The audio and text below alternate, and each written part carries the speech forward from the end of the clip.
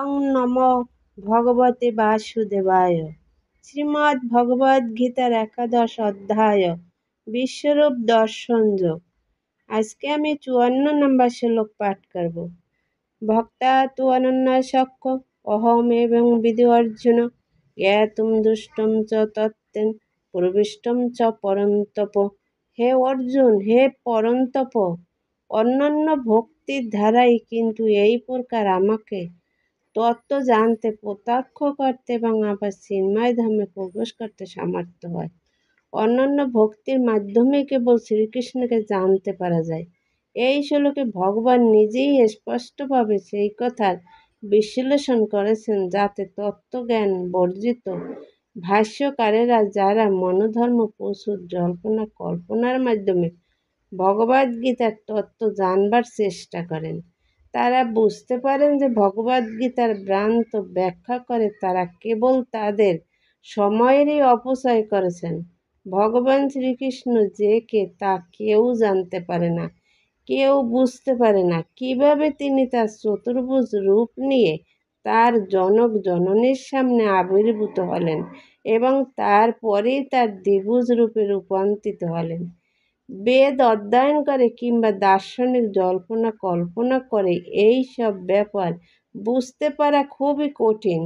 এখানে তাই স্পষ্টভাবেই বলা হয়েছে যে কেউ তাকে দেখতে পায় না কিংবা এই সব তত্ত্ব উপলব্ধিতে প্রবেশ করতে পারে না, কিন্তু তারা বৈদিক শাস্ত্রের অভিজ্ঞ ছাত্র। তারাই কেবল এই বৈদিক শাস্ত্রের মাধ্যমে নানাভাবে তাকে জানতে পারে।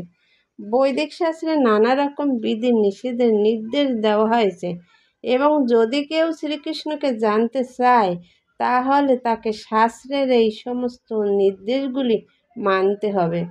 শাস্ত্রের নির্দেশ অনুসারে কৃচ্ছ সাধন করা যায়। দৃষ্টান্তস্বরূপ কঠোর কৃচ্ছ সাধন করতে হলে আমরা শ্রীকৃষ্ণের জন্মদিন উপলক্ষে জন্মাষ্টমীতে এবং প্রতি মাসে 2টি একাদশীতে উপবাস ব্রত পালন করতে পারি।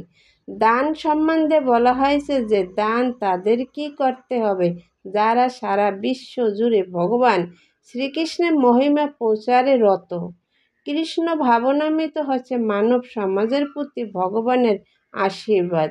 শ্রী চৈতন্য মহাপ্রভুকে শ্রীলরূপ গোস্বামীপাদ মহাবধান্য অবতার বলে সম্বোধন করেছেন, কারণ ব্রহ্মার দুর্লভ যে কৃষ্ণ প্রেম তা তিনি অকাতরে সকলকে বিতরণ করেছেন।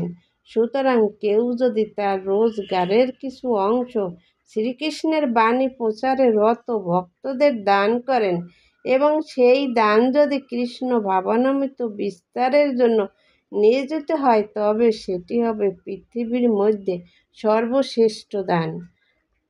আর কেউ যদি মন্দিরের বিধিবিধান অনুযায়ী আরাধনা করেন, ভারতবর্ষের মন্দিরগুলোতে সাধারণত শ্রী বিষ্ণুর বা শ্রীকৃষ্ণের বিগ্রহ বিরাজ করেন, তাহলে পরমেশ্বর ভগবানকে পূজা বা সম্মান নিবেদন করার দ্বারা উন্নতি সাধনের এটি একটি বিরাট সুযোগ।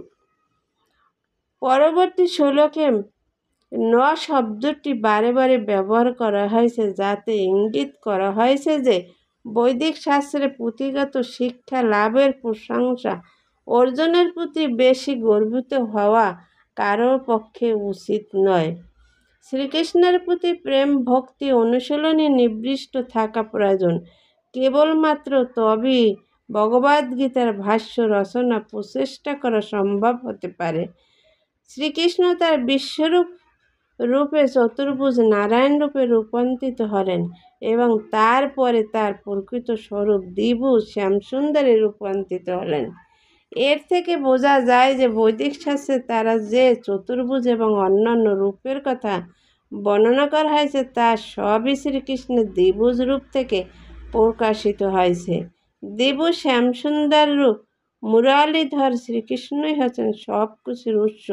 নির্বিশেষে ব্রহ্মার কথা তো দূরে থাক, তার এই সমস্ত রূপ থেকেও শ্রীকৃষ্ণ স্বতন্ত্র।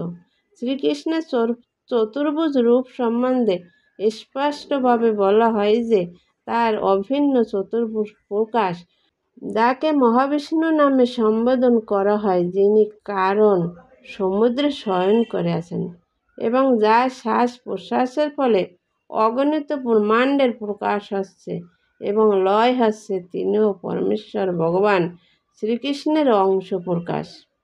আমি শ্রীকৃষ্ণের প্রতি আমার সশ্রদ্ধ পূর্ণতি জ্ঞাপন করছি, যার অপরকৃত রূপ হচ্ছে সৎ, চিত ও আনন্দময়। আমি তাকে শ্রদ্ধা জ্ঞাপন করছি, কারণ তাকে জানার অর্থ সমগ্র বেদকে জানা এবং সেই কারণে তিনি হচ্ছেন পরম গুরু। তারপরে বলা হয়েছে কৃষ্ণ বই পরম দৈবতম। শ্রীকৃষ্ণ হচ্ছেন পরম পুরুষোত্তম ভগবান, একবর্ষী সর্বগত কৃষ্ণ ঈড। সেই একমাত্র শ্রীকৃষ্ণই হচ্ছেন পরম পুরুষোত্তম ভগবান এবং তিনি আরাধ্য দেবতা। শ্রীকৃষ্ণ এক, কিন্তু তিনি অনন্ত রূপ ও অবতারের মাধ্যমে প্রকাশিত হয়েছেন। যারা ভগবানের শুদ্ধ ভক্ত, যারা ভগবানের সঙ্গে অপ্রকৃত রসে প্রেম ভক্তিতে যুক্ত, বিশ্বরূপ তাদের আকৃষ্ট করে না। শ্রীকৃষ্ণ স্বরূপে ভগবান তার ভক্তদের সঙ্গে অপ্রকৃত প্রেম বিনিময় করেন।